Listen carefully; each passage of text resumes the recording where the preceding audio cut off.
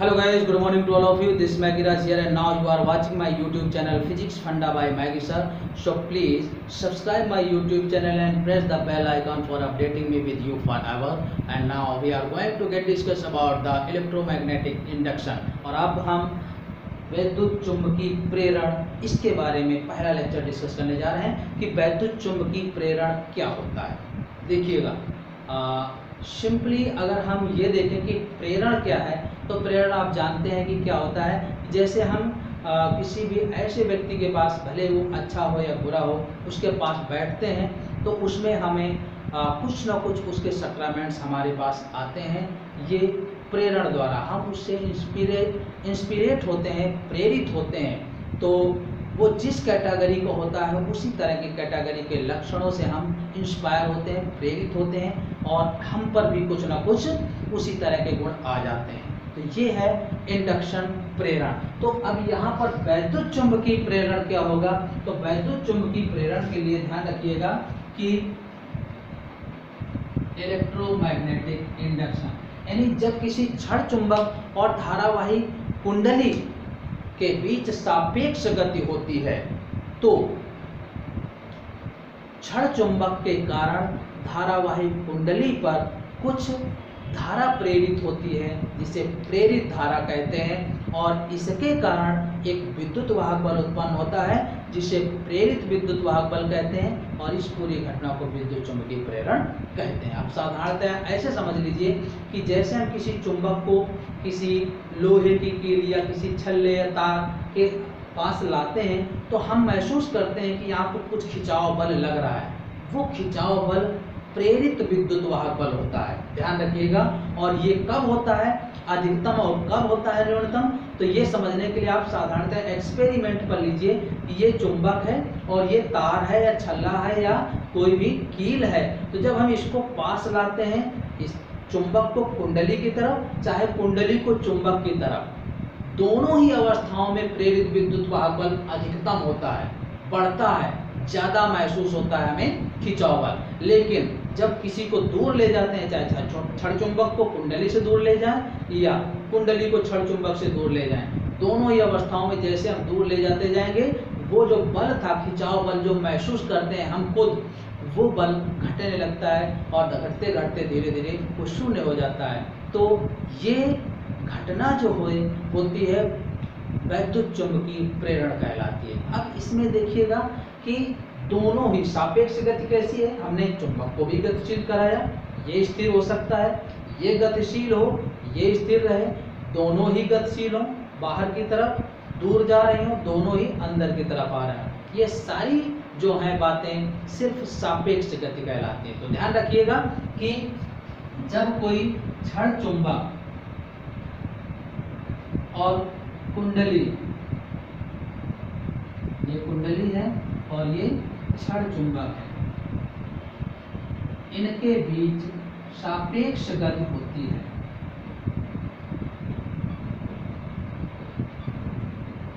ठीक है ना। जब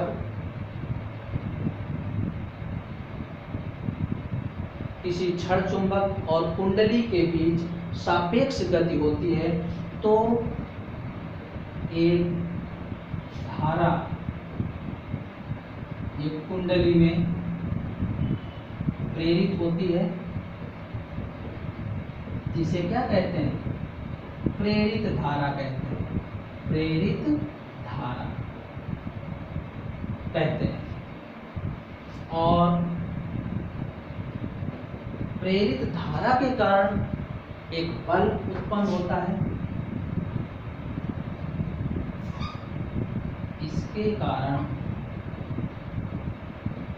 एक बल अनुभव होता है या प्रेरित होता है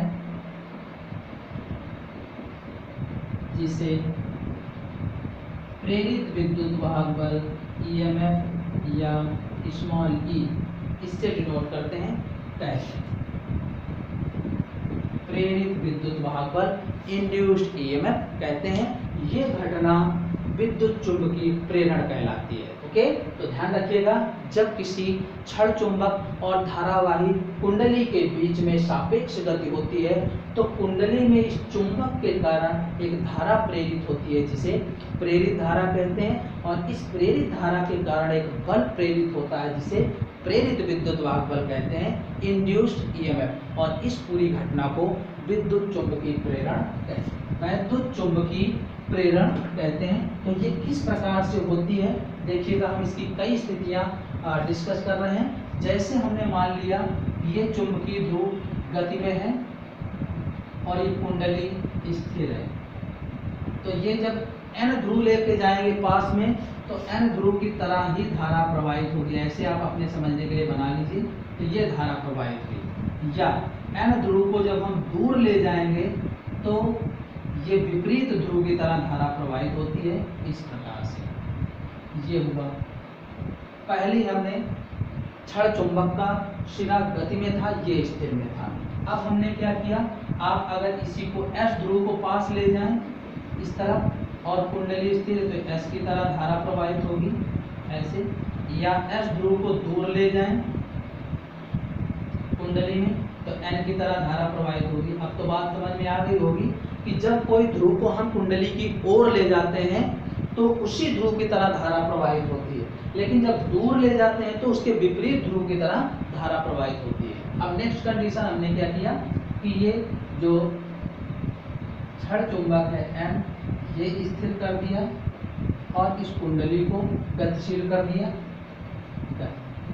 इसकी ओर ला रहे हैं। जब ओर लाएंगे तो N की तरह ही धारा प्रवाहित होगी, या ये स्थिर है और कुंडली को हम दूर ले जा रहे हैं गति में तो S की तरह धारा प्रवाहित होगी। ठीक है, तो ध्यान समझ में आ गई इस बात को। देखिए, चाहे हम चुंबक को पास लाएं चाहे कुंडली को पास लाएं, दोनों स्थितियां एक ही तरह की। चाहे हम इसको दूर ले जाएं चाहे कुंडली को दूर ले जाएं, एक ही तरह की स्थितियां। ऐसे हम इसमें भी कर सकते हैं और ये भी कर सकते हैं कि ये जैसे हमने चुंबकीय ध्रुव को और कुंडली को दोनों ही गति में पास लाएं तो वही स्थिति रहेगी, या हम दोनों को ही दूर ले जाएं, गति में ये भी है और गति में ये भी है, दूर ले जाएंगे तो ये विपरीत वाली स्थिति उत्पन्न होगी। ये सारी स्थितियां जो हैं ये सापेक्ष गति कहलाती हैं। कैसी गति कहलाती है? सापेक्ष गति। तो जब कोई क्षण चुंबक और कुंडली के बीच सापेक्ष गति होती है तो कुंडली में क्षण चुंबक के कारण एक धारा प्रेरित होती है जिसे प्रेरित धारा कहते हैं, और इसके कारण एक विद्युत वाहक बल उत्पन्न होता है जिसे हम प्रेरित विद्युत वाहक बल कहते हैं, और इस पूरी घटना को वैद्युत चुंबकीय प्रेरण कहते हैं। अब आइए हम वैद्युत चुंबकीय प्रेरण के ऊपर हम कुछ एक्सपेरिमेंट करते हैं। विशेष स्थितियां हैं ये फैराडे के नियम से। तो इसमें देखिएगा, स्थिति 1, ये कोई कुंडली है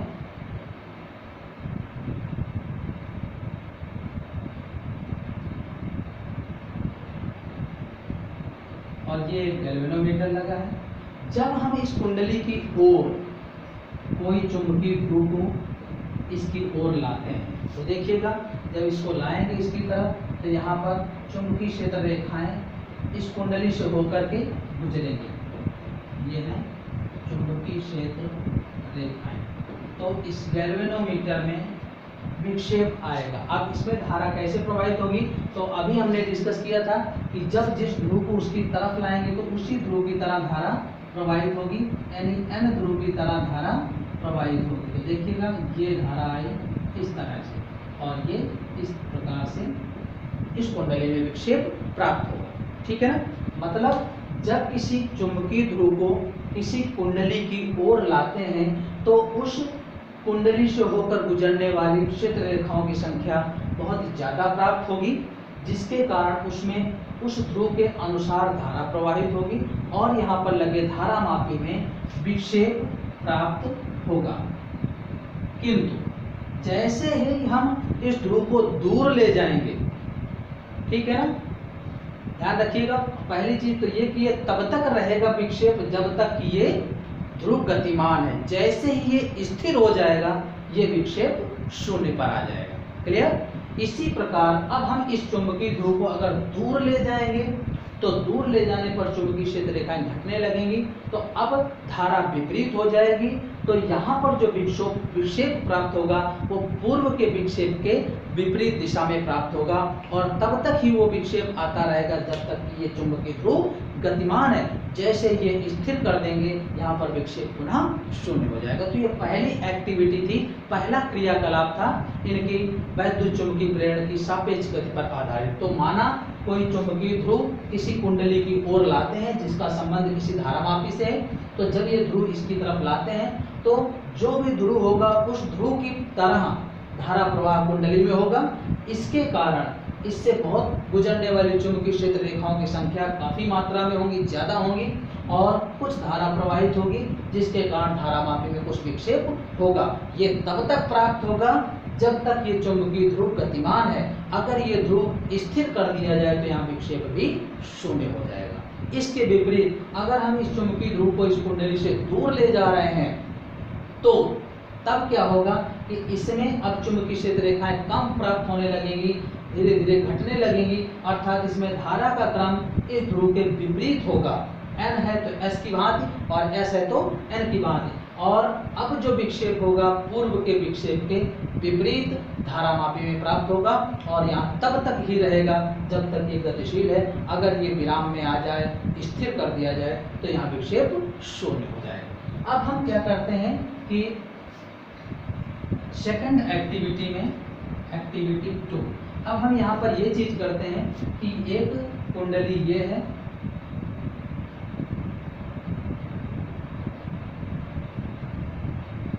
इसमें हमने ये गैल्वेनोमीटर लगा दिया, और दूसरी कुंडली C2 है,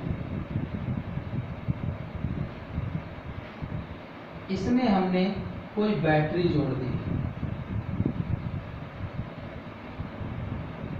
और इस बैटरी के थ्रू इसमें हमने धारा प्रवाहित किया, तो ये धारा प्रवाहित हुई इस तरीके से। अब हम इस C2 को इसकी ओर ला रहे हैं, ठीक है ना। देखिएगा जब यहाँ से धारा प्रवाहित होगी और इस कुंडली में जाएगी तो कुंडली कुछ न कुछ चुंबकित होगी, और इसके कारण जब इस कुंडली को इसकी ओर लाएंगे तो देखिएगा इसके विपरीत इसमें धारा प्रवाहित होगी, ये,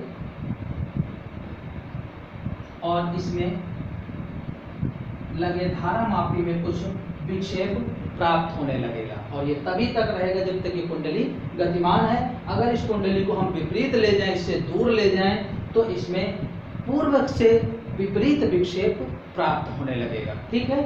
और तीसरी स्थिति ये है कि अगर हम यहाँ पर एक स्विच लगा दें S, ये थर्ड कंडीशन, यही स्थिति है।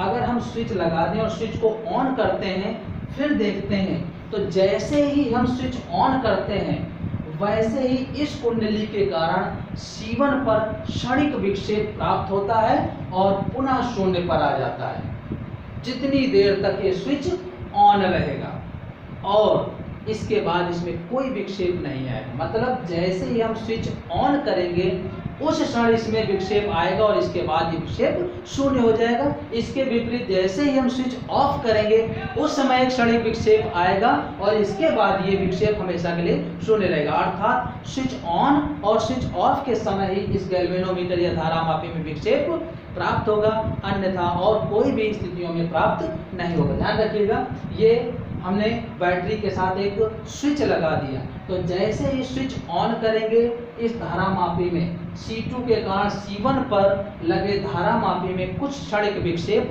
प्राप्त होगा और इसके बाद ये विक्षेप शून्य रहेगा, और ये फिर पुनः क्षणिक विक्षेप प्रदर्शित करेगा जब इस स्विच को पुनः ऑफ करेंगे। ऑफ करते ही इसमें क्षणिक विक्षेप आएगा और इसके बाद पुनः ये विक्षेप शून्य हो जाएगा। तो ये सब विद्युत चुंबकीय प्रेरण पर आधारित क्रियाकलाप या एक्टिविटी थी।